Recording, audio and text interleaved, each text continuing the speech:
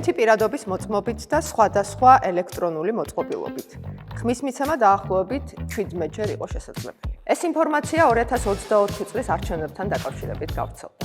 და როგორ ფიქრობ, ეს დეზინფორმაცია თუ ნამდვილი ინფორმაცია? ეს დეზინფორმაცია და ახლავე გეტყვი რატომ.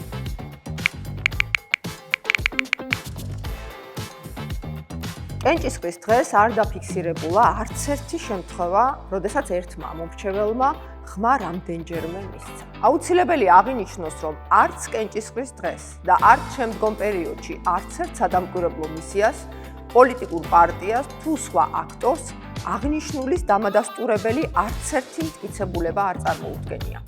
ამერიკული კომპანია ProVNV-ს დასკვნა ადასტურებს, რომ იმ ელექტრონული ტექნოლოგიებით, რომელიც 26 ოქტომბრის არჩევნებზე იყო გამოყენებული, შეუძლებელი იყო ამომრჩეველთა სიაში ამომრჩევლის დუბლირება და ერთი ამომრჩეველი მხოლოდ ერთხელ იყო სიაში შეყვანილი.